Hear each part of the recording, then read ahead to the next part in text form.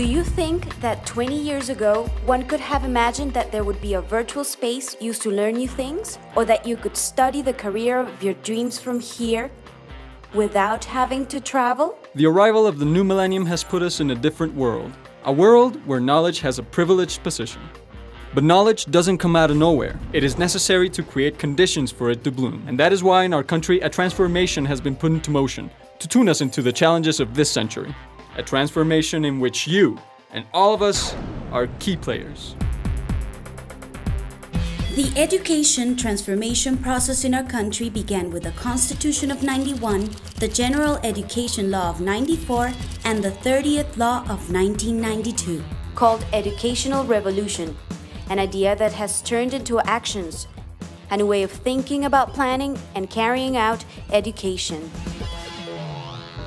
The core of this transformation is that we learned that if education strengthens individuals, explores their talents, and creates conditions for their development, they grow, and so the country grows as well.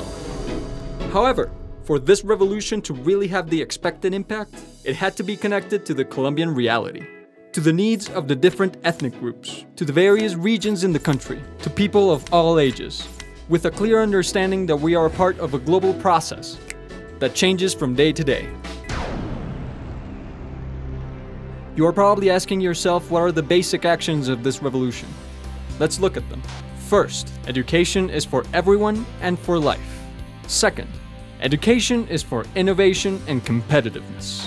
Third, educational institutions must be strengthened. Fourth, education is a process that must be in permanent modernization. Fifth, education is a process in which all of us participate.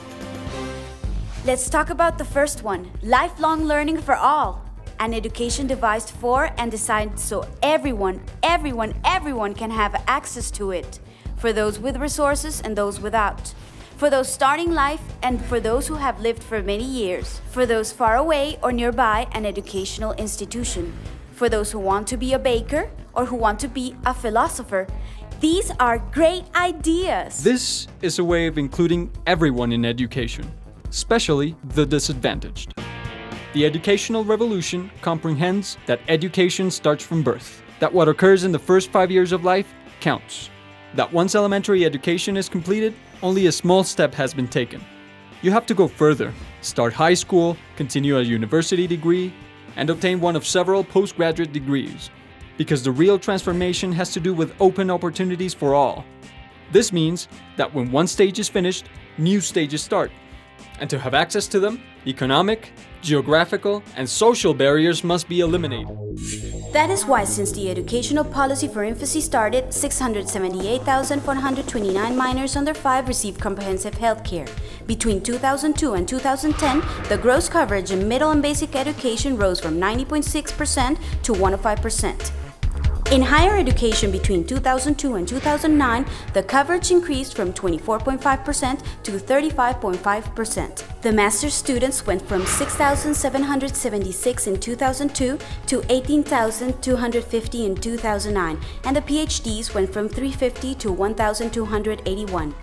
Here is the second action. The educational revolution is focused on empowering our competencies so they are useful in all aspects of life. I've asked myself many times, why do we need an education? Today's education has the purpose of leading each one of us to be more, to carry out our life plan, to develop our talents, to develop our competencies. Its goal is to make us capable of recognizing our needs and those of our country, to respond to today's challenges. Therefore, its purpose is to make us competent in our environment and to give us the tools to interpret today's world so we are productive, creative, and innovative. If individual innovation talents are developed and so are the collective talents for competitiveness, the country will be able to grow, progress, and lead. Between 2002 and 2010, the Ministry has accompanied the preparation and registration of 10,311 institutional improvement plans to strengthen competencies. In the International Evaluation of the Math and Science Trend Study, TIMSS, between 1995 and 2007 in the 8th grade, the average scores of Colombians rose 20 points in math and 24 in science. Today, there are more computers so that there may be less students sharing the same ones. And in higher education, the participation of technical and technological education in tuition went from 18.3% in 2002 to 32.3% in 2009.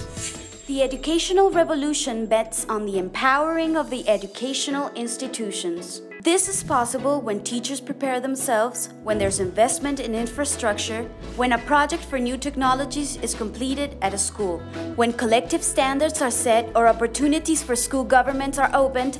Those who benefit are us, the students. The educational revolution knows that all of us, students, teachers, parents, and the educational community in general should have the tools that allow us, the ones who study, to have a quality education, and those who teach to give such an education. In the context of this transformative action, the ministry provided training to 5,960 educational managers in school management, invested 1.2 billion pesos in the construction of 12,732 classrooms. The high-quality accreditation of the institutions as well as the programs became a purpose of higher education, went from 168 high-quality accredited programs of higher education in 2002 to 680 by 2010. This is why the idea of permanent modernization comes into play, as another one of the big ideas of this educational revolution. At this point, it is important to understand that modernization is a process of permanent updating, which allows the educational sector to be current in a world that is constantly changing. In today's education, private and public schools or teaching centers are not islands. Today's information systems and management tools are shared. Work is done with performance indicators. Processes are certified. The education we receive is open to new findings, new achievements, and the country's new realities. We are all connected, thus optimizing resources, strengthening the complete system. Let us see how. Today, the Secretaries of Education rely on online modern systems of information, 85 of tuition, 84 of human resources, 77 of citizen services, and 60 of financial management. On its behalf, higher education counts with online systems of public information regarding the institutions and their characteristics, the offer of programs that require qualified registration, statistics of desertion, and follow-up of the employability of graduates in the period of 2001-2008. Our fifth action is about participation. Education is ours. We all build it together. We all think it through. We are all a part of it. The educational revolution reflects the democratic and participatory spirit of our political constitution. It has shown us that education is a matter that involves all of society, not just a few. Yes, it is a matter for all society. It is a national matter. We are all participating in building of the 10-year plans. We can express our ideas online. Now we can participate in building the educational projects that we want. The institutions have their own voice. They are autonomous. So are minorities, the companies, and all the regions. There has been a space and opportunity to listen to everyone.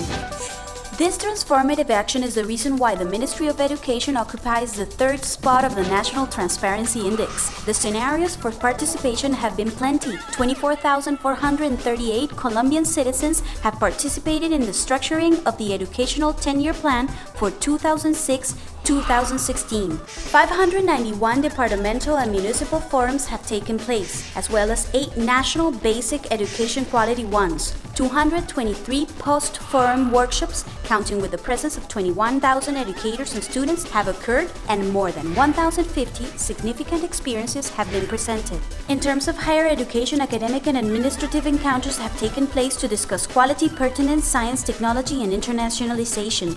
To achieve these changes and advances, the resources for education went from 50 billion in 2002 to 25 billion in 2010.